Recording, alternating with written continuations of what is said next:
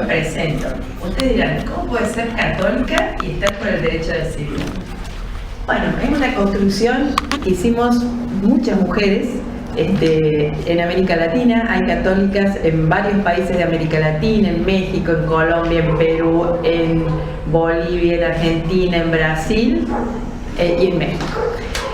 Y nosotros decimos que la Iglesia es una institución que no es monolítica, y desde ese lugar nosotros queremos disputar sentidos, y sobre todo queremos disputar el sentido que tiene que ver con la moral sexual de la Iglesia, que siempre nos ha jodido a las mujeres y a la diversidad sexual, porque el mandato de esa jerarquía que es misógina, que es heteropatriarcal, que bueno, son varones, siempre puso, digamos, en el cuerpo de la mujer la fábrica para la reproducción, y siempre dejó de lado la autonomía y la libertad de decisión. Entonces desde ese lugar construimos un mensaje político, mediático, porque queremos que nos vean como católicas por el derecho a decidir.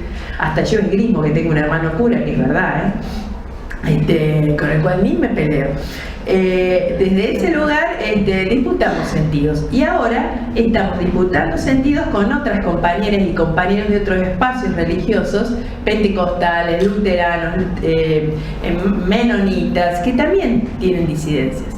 Entonces hacemos un frente religioso tratando de disputar con estos frentes para pensar, digamos, la religión como una construcción individual, privada, que no tiene que ver con imponer creencias al Estado, por ejemplo, ¿no? Desde ese lugar pensamos a un Jesús que siempre se preocupó por las injusticias y por la inclusión.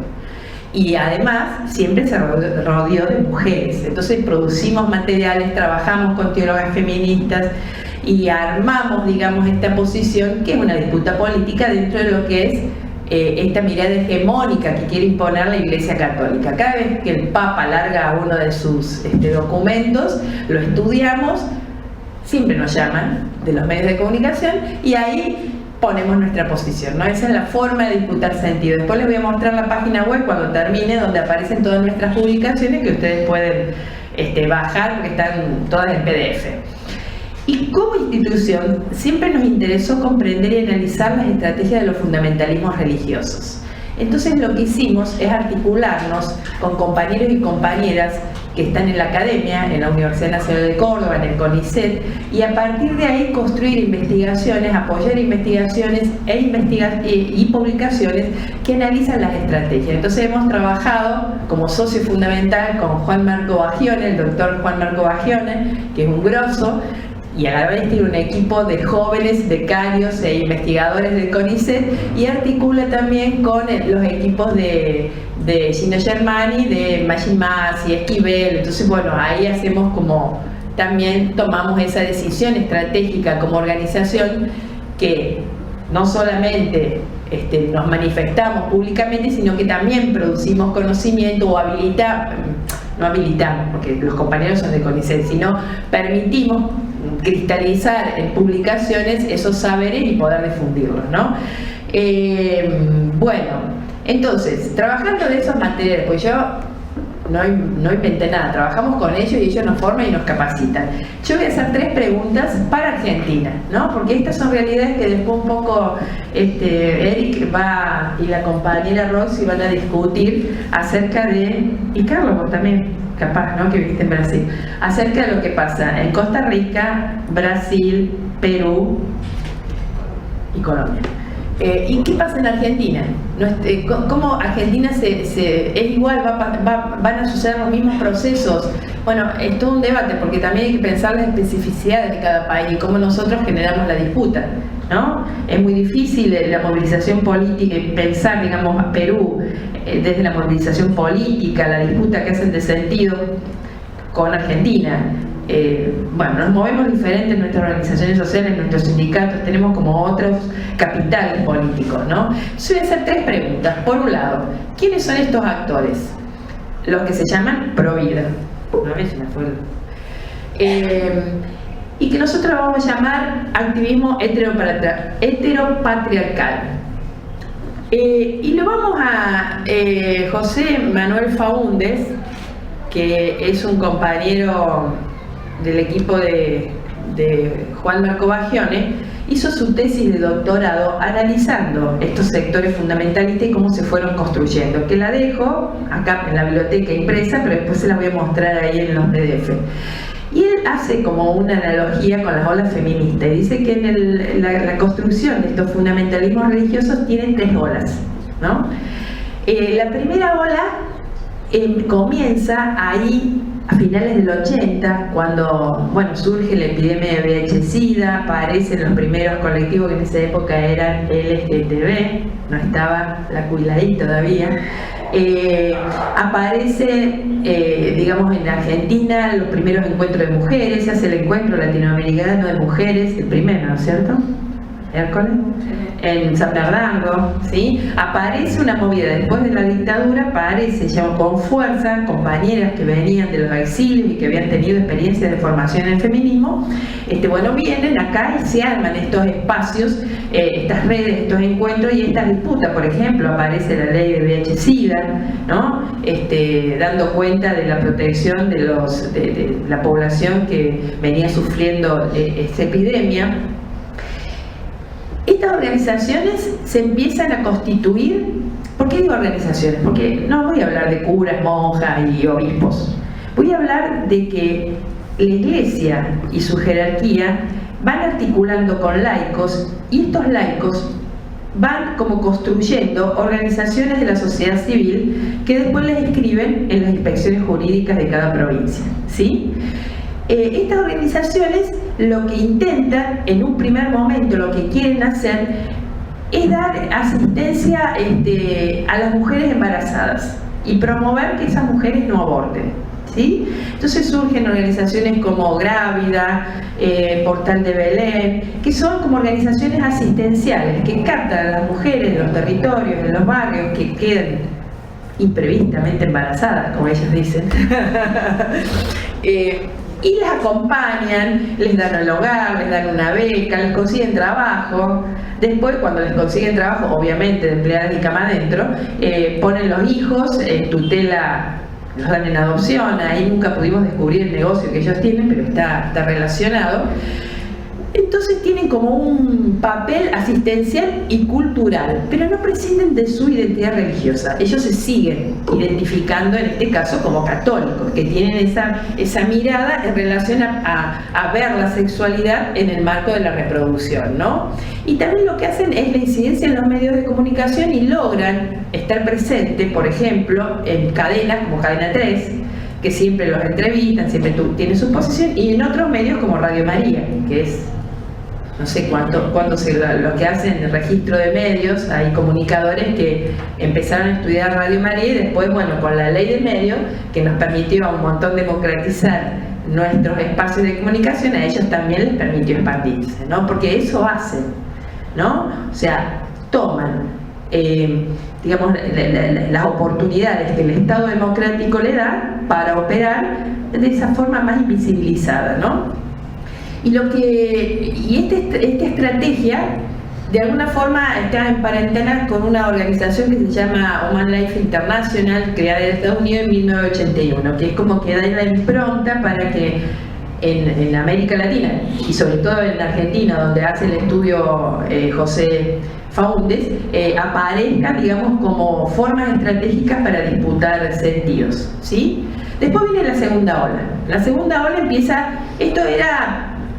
cuando salimos de la dictadura, porque en la dictadura obviamente no tenían que disimular nada, ¿sí? Cuando salimos de la dictadura hasta la década del 90, 91, 92.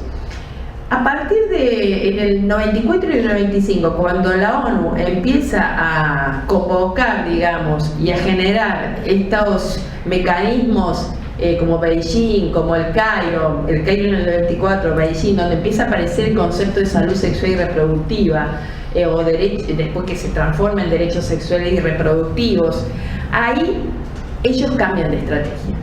Ahí esas organizaciones empiezan a disputar, digamos, en el campo de lo político, a nivel internacional y también a nivel nacional. Por ejemplo, se posicionaron cuando se hace en Santa Fe la constituyente, ahí empezaron a disputar para, por ejemplo, imponer esta frase de que la vida empieza desde la concepción, ¿no?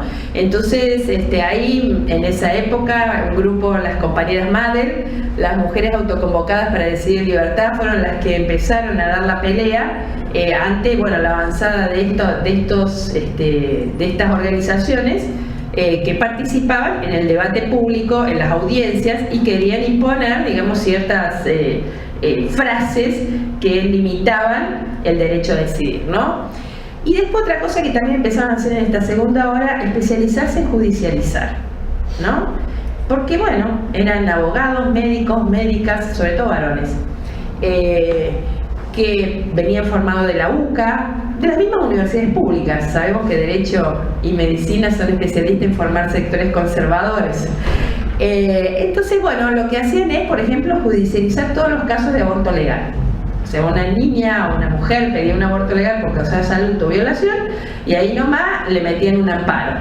Y como el Estado en esa época, bueno, no se hacía cargo del Código Penal, todavía no había un debate, ese amparo, esa judicialización llevaba su tiempo. La cuestión que esa mujer no podía interrumpir su embarazo porque, bueno, por los tiempos propios biológicos del curso, cuando uno cursa un embarazo, ¿no? La tercera ola es como la más virulenta, ¿no? Que empieza en el 2010. Averigüen por qué empieza en el 2010. ¿Qué se discutió en el 2010? Matrimonio igualitario, ¿sí?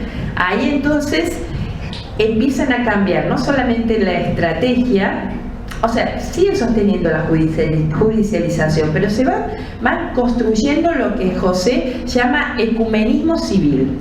Empiezan a hablar desde el derecho y desde la ciencia, desde la verdad científica, ¿no? Después vamos a ver qué defienden, cómo sostienen la agenda.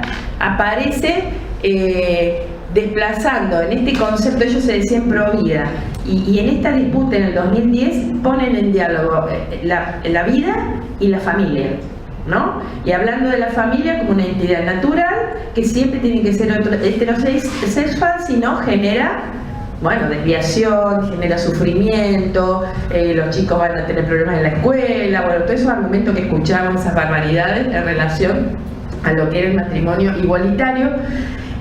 ¿Y por qué disputaban y se enojaban tanto?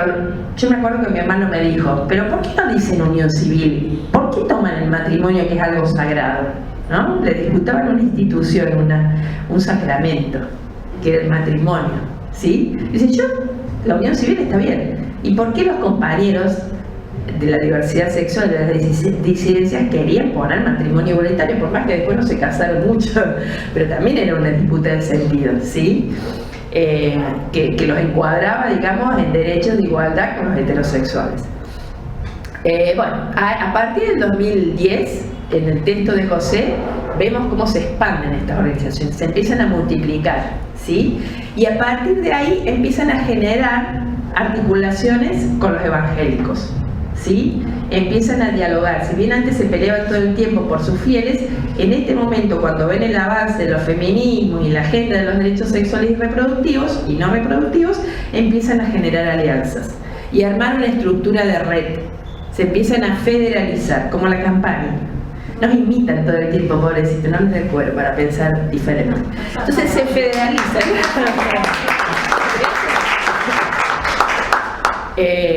Se federalizan y se ponen como en red. Entonces uno veía que, como nosotras hacíamos marcha, ellos también iban haciendo en sus territorios en esta lógica, y se van avisando los casos de aborto no punible o de aborto legal, y van como metiendo esfuerzos en ese entramado para obstaculizar derechos, ¿no?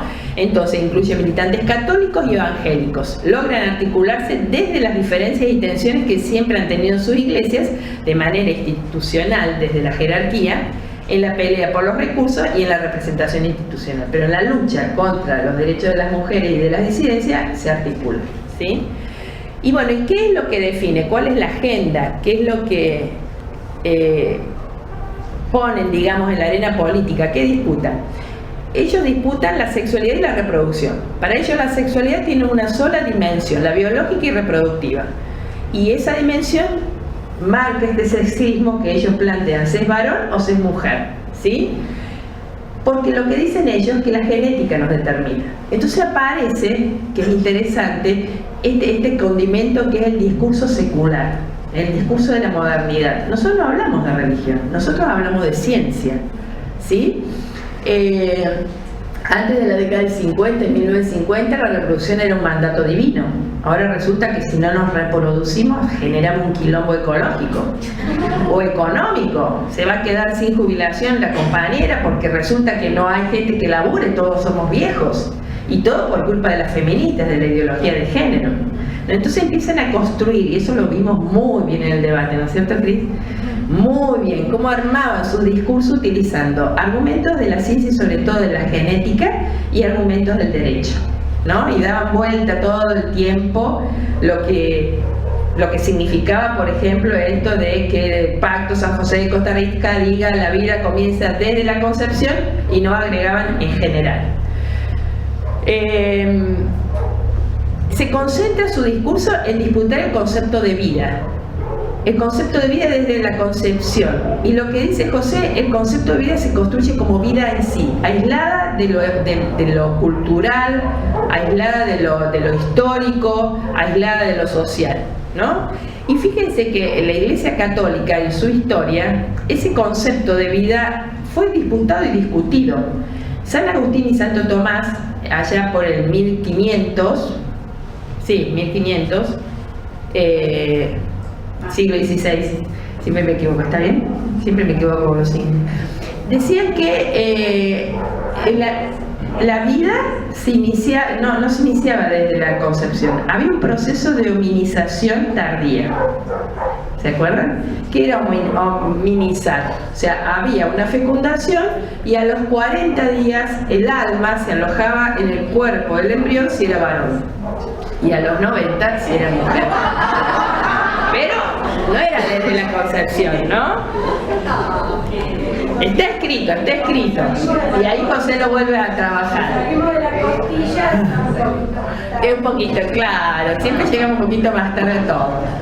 Pero después ya en el siglo XIX, con el avance de la ciencia, con las tecnologías que usa la ciencia, por ejemplo los microscopios, empezaron a ver el cigoto por el microscopio y creyeron ver en el cigoto un hombre en miniatura, que le llamaron, acá está la palabra, homúnculos, ¿sí? Entonces a partir de ahí empieza a transformarse el discurso de la Iglesia y empieza como a dar lugar a las explicaciones que se dan en el campo de la ciencia. Ahora, esta genetización del discurso de la vida que tienen los antiderechos viene, según José Faúndez, que estudió todo este tema, de un médico católico que se llama Lejeune, que fue el que descubrió el síndrome de Down. Entonces, a partir de ese descubrimiento, hacen el giro genético y dicen, la vida está determinada por los genes y los genes son inmutables. Lo que sale en los genes es para toda la vida, ¿sí? No hay forma de... Por eso esta idea del varón-mujer, por eso esta idea de la sexualidad heteronormativa para procrear, porque la sexualidad está hecha y condicionada desde la genética para eso, ¿no? Y el derecho positivo. Y fíjense que es interesante porque ellos primero era la vida del embrión, pero después empiezan a hablar de las dos vidas, ¿no? Incluyendo. Y tienen un discurso muy simple, muy sencillo, muy contundente, que pone siempre el eje en esto de que es un discurso de verdad, que es neutral, que es empírico, que es contrastable. Si usted ve los genes van a decir tal cosa. Entonces no se puede creer otra cosa que no sea esto que nosotros vemos, qué sé yo, a través del microscopio, lo que dicen los científicos. Y bueno, lo que dice una cientista, una metodóloga, epistemóloga, Haraway, dice que se transforma en un fetichismo genético, ¿no? Una cosa así, esa posición automadura dice, cuando nosotros tenemos ideas de verdad firmes, fijas, contundentes, podemos disputar el sentido común. Y eso es lo que hacen, disputan el sentido común, con sectores que no tienen mucha herramienta para disputar esos sentidos comunes, ¿no? La neutralidad. La ciencia es neutral. En la universidad nos hartamos de decir que la ciencia es neutral. Que hay condiciones de descubrimiento, que hay condiciones de producción de la ciencia, que... No, bueno, pero hay territorios donde eso no se discute, ¿sí? Hay territorios donde esos saberes no se dirimen. Entonces siempre lo que te dice el médico está bien, porque el médico sabe, científico, lo mismo el abogado, uno con un saber subordinado se la banca y hace lo que le dicen. Bueno, eso funciona así con este discurso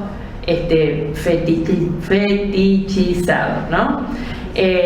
Y bueno, un poco lo que dicen también los compañeros, Juan Marco Baglione, José Faúndez, es que se despolitiza el concepto de vida, ¿sí? Cuando la vida es un concepto político, tenemos un montón de autores que lo trabajan, Foucault y muchos más, es un concepto político y también un concepto cruzado por las dimensiones de lo cultural, de lo social, ¿sí? De hecho, un biólogo, ¿se acuerdan de la presentación de Alejandro Kombrich? Que él discute toda la cuestión genética y habla de todo lo que implica la placenta para la construcción de ese ser, y que las mujeres no es que hacemos un envase, sino que ponemos nuestra parte, digamos, de aporte genético a través de los fluidos, de las hormonas, bueno, no me acuerdo de la explicación, pero fue clarísimo, ¿no? Aparte de retarla a la diputada, ¿se acuerdan? Estuvo muy bueno. Bueno, y es porque a ellos les interesa la vida y andan. No, construyeron un discurso porque nos quieren joder la vida a nosotras y quieren condicionar la sexualidad en pos de la reproducción y volver a las mujeres a su lugar, como decía esa mujer peruana, ¿no? Yo tengo que obedecer a mi marido, yo soy sumisa, así lo dice la palabra de Dios. Ellos no hablan de la palabra de Dios, pero en su discurso cientificista de alguna forma nos ponen ahí y nos atribuyen a nosotros la ideología de género. Porque como decía Tato Bores, la ideología, el concepto de ideología siempre trajo mala prensa, siempre fue sospechoso, ¿no? Para estos sectores conservadores. Y cómo, la otra pregunta, ¿quiénes son? ¿Qué dicen? ¿Y cómo se constituyen? ¿Y qué tipo de estrategias construyen en la agenda política? Juan Marco Baglione en sus escritos, que son hermosos, son muy desafiantes, dice que cuando nosotros entramos, cuando Europa entra a la modernidad, se suponía que lo religioso iba a quedar en el ámbito privado, que no iba a disputar la arena política. Y él pone el ejemplo de lo que fue el 11 de septiembre y las Torres Gemelas. Y ahí aparece lo religioso de nuevo como un actor que condiciona y cruza la vida de los sujetos y la vida del Estado y la disputa política, ¿no? Él pone ese ejemplo. En Argentina lo religioso empieza a disputar la arena política desde estas organizaciones de la sociedad civil, que él dice que operan desde la lógica de una secularización estratégica, en este concepto de que ellos nunca van a decir que creen en Dios, que siguen la Biblia, a diferencia por ahí de los evangélicos y de los pastores que tienen más esta onda. Pero, por ejemplo, los que estaban en el debate, Escala y todos estos abogados o médicas, nunca hablaban de Dios. Muy pocos hablaron de Dios. La mayoría tomaba, digamos, los argumentos del campo de la ciencia y del derecho, de la ciencia biológica, genética y de la psicología también. Cuando hablan de que nos va a quedar un trauma cuando abortamos, también lo argumentan desde ahí. Entonces, ¿qué hacen ellos? Disputan en diferentes espacios. Por ejemplo, están en el poder ejecutivo. Acá ustedes tienen una funcionaria, que ayer estuvo en la OEA, no como funcionaria, como representante de una ONG, pero es funcionaria. ¿Hasta qué punto puede separar? Bueno, nos pasó con Mansur, que no decía nada, pero sin embargo duró mucho lo que era la discusión en relación al aborto. Y también, aparte de los funcionarios, están los agentes del Estado, que ponen en juego la estrategia de la objeción de conciencia todo el tiempo para obturar derechos. Sobre todo, hablando de la ILE, todo el tiempo en los hospitales, no en la atención primaria, donde sí la red de profesionales pudo generar un espacio de disputa y avanzar, pero por ejemplo en Córdoba no hay modo de que se haga una interrupción legal en los hospitales. Ahora pudimos avanzar, después de la marea verde nos recibió Fortuna, el ministro de Educación no de Salud, pudimos avanzar y aseguró que iba a haber misoprostol, bueno, pero así de a poquito, porque el portal de Belén lo que hizo ahí es judicializar un protocolo. Y los funcionarios no se diferenciaron, digamos, le hicieron el caldo a esta judicialización. Entonces, están en el Poder Ejecutivo, están en el Poder Legislativo, sabemos cómo se meten. El ejemplo más claro es la señorita Granata, que entró con otros 4 en Santa Fe. Y en el ámbito jurídico, generando estos procesos de judicialización y amparos para obstaculizar los derechos. Y también ahora ocuparon el espacio público, que era prioridad de los movimientos feministas. Y fíjense, había que analizar desde los comunicadores la estética de ellos y la estética nuestra. Nosotros somos siempre las locas, las que andamos en teta, que las tetas son para amamantarnos, para mostrar. En cambio ellos tienen siempre esta cosa angelical, prolija, muy parecida a la Vidal. Esta cosa que dan confianza, ¿no es cierto? No conozco la Vidal de acá, digo por la otra. Dan confianza. En cambio esas locas pibas llenas de brillos no dan confianza, ¿no? Entonces, ¿cómo disputamos sentidos también ahí en la vía pública? Y cómo ellos construyen también una imagen para ir creciendo, digamos. Bueno, yo la esperanza que tengo es que yo estudié en una escuela de monja, de cura, y salí una real. Entonces yo creo que esa imposición que ellos plantean, que no queremos que nuestros niños sean gay, que la homofobia que tienen, bueno, los jóvenes que transitan por esos, muchos ya van con pañuelos verdes, escondidos adentro de la mochila, pero van y disputan sentido. Yo creo que, como decía un poco el video, la juventud que se fue formando en un modelo de ciudadanía activa en esta última década que hemos vivido, es la que va a conseguir en Argentina, no sé, en otros territorios, va a conseguir no sé si ganar, pero seguir la disputa y avanzar y sostener lo que venimos peleando desde hace tanto tiempo. Bueno, eso, y ahora viene el debate.